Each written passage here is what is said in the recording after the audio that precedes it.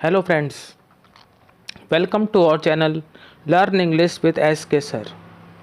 Students, आज हम HTET PRT exam का जो पेपर नवंबर 2019 को हुआ था उसका इंग्लिश पोर्शन सॉल्व करेंगे।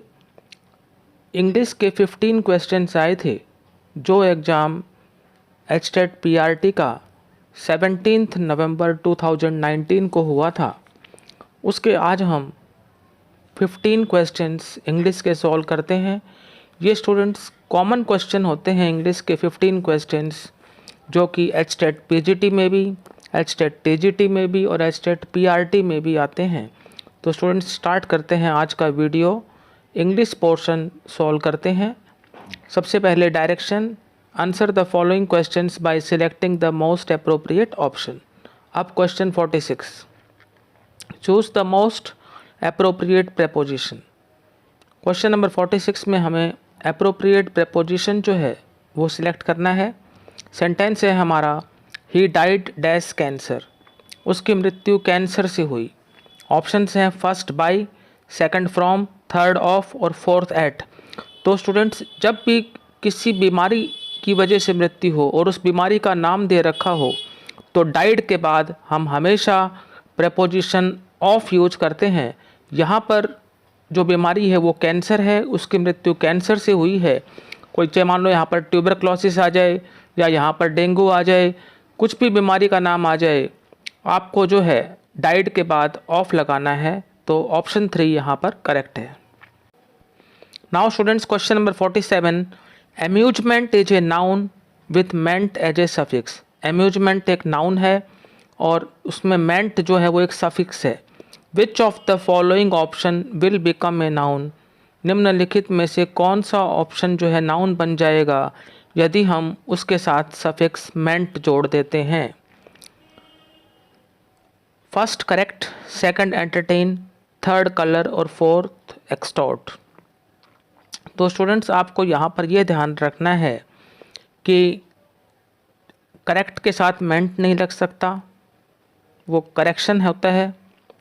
एंटरटेन के साथ मेंट लग सकता है, यही आपका आंसर है ऑप्शन 2। और थर्ड में कलरिंग होगा, आईएनजी लगेगा। और फोर्थ में जो है एक्सटॉर्शन होगा, आईओएन लगेगा।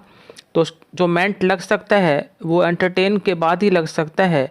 तो एंटरटेन के बाद जो हम अगर मेंट सफिक्स लगाएंगे तो वो बन जाएगा एंटरटेनमेंट, और एंटरटेनमेंट जो है वो नाउन बन जाएगा। यानी एंटरटेन के आगे, एंटरटेन के बाद हम मेंट सफिक्स लगा देते हैं तो वो नाउन बन जाता है entertainment. Now students, question number 48, fill in the blank by choosing the correct option. हमें ब्लैंक को फिल करना है करेक्ट ऑप्शन के साथ। He is busy, he has got dash work to do. Options हैं फर्स्ट में सम, सेकंड में any, third में समथिंग, फोर्थ में फ्यू। ही इज बिजी, वह व्यस्त है। He has got dash work to do, उसे कुछ काम करना है। तो स्टूडेंट्स, उसे कुछ काम करना है के लिए कुछ का मतलब होता है सम, या कोई काम करना है उसे, या कुछ काम करना है। तो जो करेक्ट आंसर होगा वो होगा ऑप्शन 1 सम। हमारा सेंटेंस हो जाएगा he is busy, he has got some work to do. Now question number 49, choose the most appropriate form of indirect speech for the given sentence. हमें एक सेंटेंस दिया हुआ है स्टूडेंट्स डायरेक्ट स्पीच में, हमें उसको इनडायरेक्ट स्पीच में change करना है। तो अब देखें sentence, he said her sister will arrive from Mumbai today. Options, first, he said that her sister will arrive from Mumbai that day. Second, he said that her sister will be arrived from Mumbai today. Third, he said that her sister would arrive from Mumbai that day. Fourth, he said that her sister would arrive from Mumbai that day. तो अब students, ये जो sentence है आपका reported speech को अगर हम देखते हैं तो असर्टिव सेंटेंस है। असर्टिव सेंटेंस यदि रिपोर्टेड स्पीच में है तो रिपोर्टिंग वर्ब जो सेड है और इन्वर्टेड कॉमाज में जो रिपोर्टेड स्पीच दे रखी है उसको हम ज्वाइन करेंगे किससे, दैट से, और कॉमाज हट जाते हैं तो ही सेड दैट हो जाएगा। हर सिस्टर पहले ही थर्ड पर्सन में है तो ये थर्ड पर्सन ही रहेगा। हर सिस्टर विल हम वुड में चेंज करेंगे और उसके बाद जो चेंज होगा वो टुडे होगा दैट डे में। तो हमने क्या किया, ही सेड के बाद दैट लगाया, विल को वुड में चेंज किया और टुडे को दैट डे में चेंज किया। ये ऑप्शन आपको मिल रहे हैं ऑप्शन 3 में। ये सारी चीज़ें जो मैंने आपको बताई हैं कि विल वुड में चेंज होगा और टुडे दैट डे में चेंज होगा, तो ऑप्शन 3 जो है, he said that her sister would arrive from Mumbai that day, ये हमारा आंसर होगा। इसमें देखो आप वही चीज़ें हैं कि हमने दैट लगाया है और विल को वुड में चेंज किया है और टुडे को दैट डे में, तो ऑप्शन 3 राइट है। Now students, question number 50, choose the correct antonym. हमें एक वर्ड गिवन है, उसका हमें करेक्ट एंटोनिम चूज करना है। वर्ड है हमारा अबेंडन। सबसे पहले फाइंड आउट करते हैं अबेंडन का मीनिंग क्या होता है। स्टूडेंट्स, अबेंडन होता है त्याग देना या छोड़ देना। अब हम इसके ऑप्शंस देखते हैं। फर्स्ट में है क्विट, सेकंड में है रिजाइन और थर्ड में है सरेंडर। तो क्विट का मतलब भी छोड़ देना होता है, रिजाइन का मतलब होता है इस्तीफ़ा देना और सरेंडर का मतलब होता है समर्पण करना, आत्मसमर्पण करना भी कह सकते हैं हम। और एक्वायर जो है, जिसका मतलब होता है प्राप्त करना और अर्जित करना। तो जैसे मैंने आपको एबेंडन का मीनिंग बताया त्याग देना और छोड़ देना, तो ऑटोमेटिकली इसका एंटोनिम एक्वायर हो जाएगा, जिसका मतलब होता है अर्जित करना या प्राप्त करना। तो एबेंडन का जो करेक्ट एंटोनिम है वो है option 4 acquire. Now question number 51, choose one word for the given sentence. Students, ये आपका क्वेश्चन वन वर्ड सब्स्टिट्यूशन का है, जिसे हम कहते हैं अनेकार्थक के लिए एक शब्द। हमारा जो सेंटेंस है, गिवन सेंटेंस जो है, one who believe in the existence of God, वह जो भगवान के अस्तित्व में विश्वास करे। तो वह जो भगवान के अस्तित्व में विश्वास करे, जो ये माने कि भगवान है, तो स्टूडेंट्स उसे कहते हैं हम आस्तिक। ऑप्शंस देख लेते हैं। फर्स्ट है एथिस्ट, सेकंड एसेटिक, थर्ड थिस्ट और फोर्थ ईगोटिस्ट। तो students, one who believe in the existence of God, उसका होगा थिस्ट, ऑप्शन 3, जिसका मतलब होता है आस्तिक। तो ऑप्शन 3 थिस्ट करेक्ट है। Question number 52, I expect that I shall get a prize. मैं उम्मीद करता हूँ कि मुझे इनाम मिलेगा। जो अंडरलाइंड वर्ड्स हैं यहाँ पे, that I shall get a prize. So the underlined words are that I shall get a prize. अब हमें अंडरलाइंड वर्ड्स में ये देखना है कि कौन सा क्लॉज है। First noun clause, second adjective clause, third adverb clause, fourth none of the above. तो स्टूडेंट्स, अब देखें आई एक्सपेक्ट, हमारे दिमाग में क्वेश्चन अराइज होता है आई एक्सपेक्ट व्हाट, मैं क्या एक्सपेक्ट करता हूँ। तो जब भी बात आए क्या की या व्हाट की, तो आप समझ जाएं कि वो नाउन क्लॉज होता है that I shall get a prize. मैं क्या एक्सपेक्ट करता हूँ कि मुझे इनाम मिलेगा। तो नाउन क्लॉज इसका करेक्ट आंसर है, first option is right. Now question number 53, choose the most appropriate modal for the blank. हमें सेंटेंस दिया हुआ है, उसमें अप्रोप्रिएट मॉडल फिल करना है। Dash you like a cup of coffee. Options हैं first can, second would, third must और fourth will not. Dash you like a cup of coffee, क्या आप एक कप कॉफ़ी का लेना चाहोगे। तो स्टूडेंट्स, यहाँ पर जो है पोलाइट रिक्वेस्ट की जा रही है।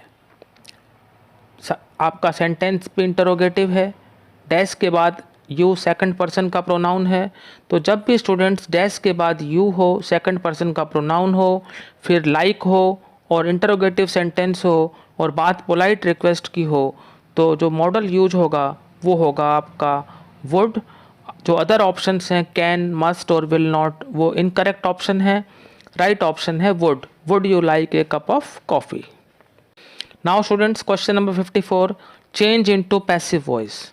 हमें जो गिवन सेंटेंस है उसको पैसिव वॉइस में चेंज करना है। गिवन सेंटेंस है एवरीबडी लाफ्ड एट रोहित, हर कोई रोहित पर हंसा। आप देख रहे हैं यहाँ पर लाफ्ड के बाद प्रेपोजिशन एट है। ऑप्शंस देख लेते हैं। First, everybody was laughed at by Rohit.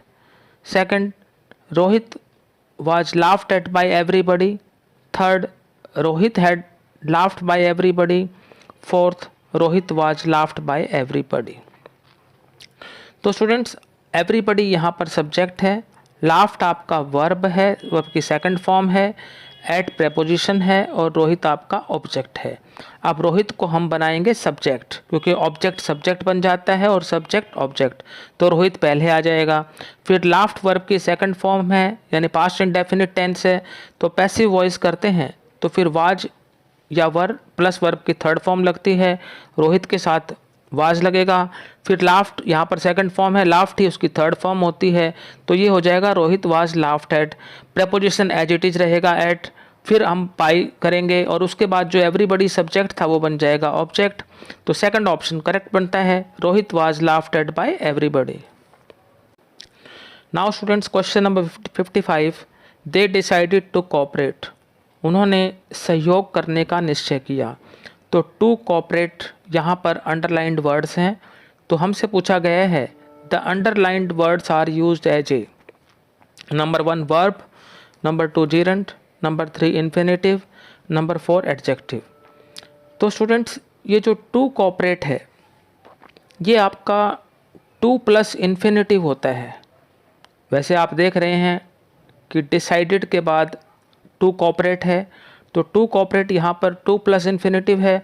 जब वैसे आपको बता देता हूँ मैं कि जब भी डिसाइडेड हो उसके बाद हमेशा 2 प्लस इन्फिनेटिव आता है, तो टू कोऑपरेट यहाँ पर स्टूडेंट्स इन्फिनेटिव है, ऑप्शन 3 करेक्ट है। Now question 56, choose the correct one, correct option को चूज करना है। I was tired because I dash for a long time. Option है फर्स्ट में वाज वर्किंग, सेकंड में हैव बीन वर्किंग, थर्ड में had been working और fourth में am working. I was tired, मैं थक गया था क्योंकि मैं लंबे समय से काम कर रहा था।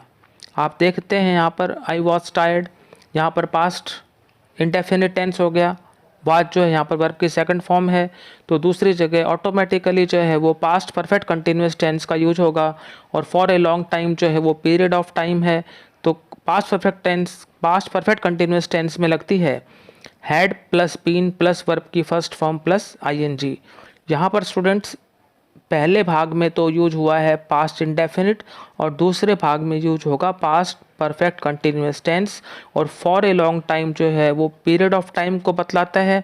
पॉइंट ऑफ टाइम के लिए हम सिंस यूज करते हैं और पीरियड ऑफ टाइम के लिए फॉर यूज करते हैं। तो पास्ट परफेक्ट कंटिन्यूस टेंस में जैसे मैंने आपको बताया हैड बीन प्लस वर्ब की फर्स्ट फॉर्म प्लस आईएनजी लगेगी, वो आपको ऑप्शन 3 में मिलती है, तो आंसर हो जाएगा had been working. Now question 57, choose the appropriate option in the blank. Blank में हमें अप्रोप्रिएट ऑप्शन चूज करना है। The collector and director dash coming in the building. Option है फर्स्ट में इज, सेकंड में आर, थर्ड में have been और fourth में हैज। तो स्टूडेंट्स सबसे पहले हमें इंग्लिश ग्रामर के रूल में जाना चाहिए कि आर्टिकल द का यूज जब केवल एक बार होता है और वो 2 नाउन्स होते हैं और वो सेम पर्सन और थिंग की तरफ रेफ़र करते हैं। आप देखें कि कलेक्टर और डायरेक्टर से पहले आर्टिकल द जो है वो सिर्फ एक ही बार यूज हुआ है और पहली बार ही यूज हुआ है द कलेक्टर। तो कलेक्टर और डायरेक्टर यहाँ पर एक ही व्यक्ति हैं स्टूडेंट्स, और कलेक्टर एंड डायरेक्टर जब एक ही व्यक्ति होते हैं तो आपको जो है सिंगुलर वर्ब का प्रयोग करना होता है। मैं आपको एक बार फिर बता देता हूँ रूल इंग्लिश में। Article the is used only once when the 2 nouns refer to the same person और थिंग। यहाँ पर जो 2 नाउन हैं collector and director refer to 1 person, यहाँ पर एक ही व्यक्ति है, वो कलेक्टर भी है और डायरेक्टर भी है। हाँ, अगर जैसे कलेक्टर से पहले दे रखा है और डायरेक्टर से भी पहले द आ जाता, फिर ये 2 डिफरेंट पर्सन्स होते और फिर हम आर लगाते, लेकिन यहाँ पर सिर्फ एक ही बार द यूज हुआ है और वो कलेक्टर से पहले यूज हुआ है, तो अंडरस्टूड है कि collector and director refer to only 1 person. तो यहाँ पर सेम पर्सन है कलेक्टर और डायरेक्टर, तो आपका आंसर हो जाएगा इज बाकी जो ऑप्शंस हैं आर, हैव बीन और हैज जो है वो इनकरेक्ट हैं। तो क्वेश्चन नंबर 57 का राइट आंसर है option number 1 is. Now students question number 58, choose the most appropriate preposition. जो सबसे उपयुक्त प्रेपोजिशन है उसको भरना है। देयर वाज ए फुटपाथ, वहाँ पर एक फुटपाथ था। That went dash the road till the railway station, वहाँ पर एक ऐसा फुटपाथ था जो सड़क के साथ साथ कहाँ तक गया, रेलवे स्टेशन तक। तो फर्स्ट में ओवर, सेकंड में अलोंग, थर्ड में अराउंड और फोर्थ में अक्रॉस। तो स्टूडेंट्स यहाँ पर जो करेक्ट आंसर होगा वो होगा option 2 along. There was a footpath that went along the road till the railway station. Question number 59, they had to cancel the match as the ground was too wet to play on. उन्हें match को cancel करना पड़ा, रद्द करना पड़ा। As the ground was too wait, क्योंकि जो मैदान था वो इतना गीला था कि उस पर खेला नहीं जा सकता था। टू प्ले ऑन का मतलब खेलना। तो they had to cancel the match as the ground was too wet to play on. उन्हें मैच को रद्द करना पड़ा क्योंकि मैदान जो है वो इतना गीला था कि उस पर खेला नहीं जा सकता था। Replace the underlined word with an appropriate phrasal verb. यहाँ पर जो अंडरलाइंड वर्ड है स्टूडेंट वो है कैंसल, उसको अप्रोप्रिएट फ्रेजल वर्ब से रिप्लेस करना है, यानी कैंसल का फ्रेजल वर्ब हमें फाइंड आउट करना है। फर्स्ट ऑप्शन है call of, second call out, third call up और फोर्थ कॉल इन। तो स्टूडेंट्स कैंसिल करने का जो अप्रोप्रिएट फ्रेजल वर्ब होता है वो होता है कॉल ऑफ, मैच को कॉल ऑफ करना। तो फर्स्ट ऑप्शन जो है वो राइट है। Now last question students, question number 60, which of the word is correctly spelled. हमें 4 स्पेलिंग दी हुई हैं स्टूडेंट्स गारंटी की।